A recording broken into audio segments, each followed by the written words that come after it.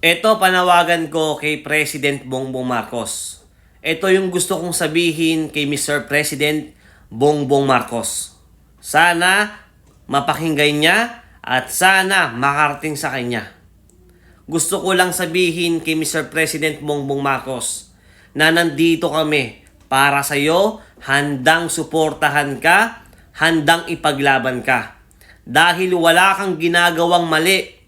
Lahat ng ginagawa mo ay puro tama. Lahat ginagawa mo sa bansa natin.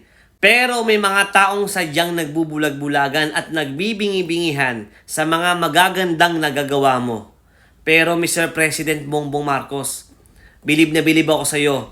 At bilib na bilib kami sa iyo dahil kahit sobrang pagod ka na, patuloy ka pa rin nagtatrabaho para sa bansa natin.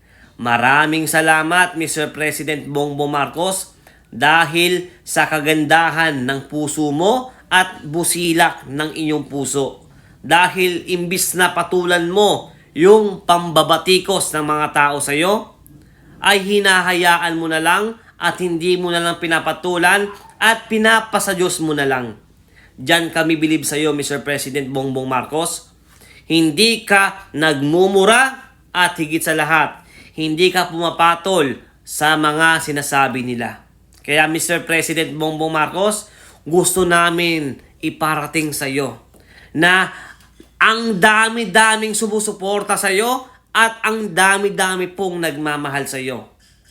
Kaya iingatan ka namin, poprotektahan ka namin sa abot po ng aming makakaya at ipaglalaban ka namin sa mga taong sinisiraan ka, sa mga taong humihila pababa sa iyo. Kaya mahal na mahal ka namin, Mr. President Bongbong Marcos. Tandaan mo, Mr. President Bongbong Marcos, nandito kami, mga solid BBM, mga solid Marcos loyalists. Nandito kami, palaging nakasuporta para sa administrasyon at para sa iyo. Mabuhay ka at mabuhay ang bagong Pilipinas.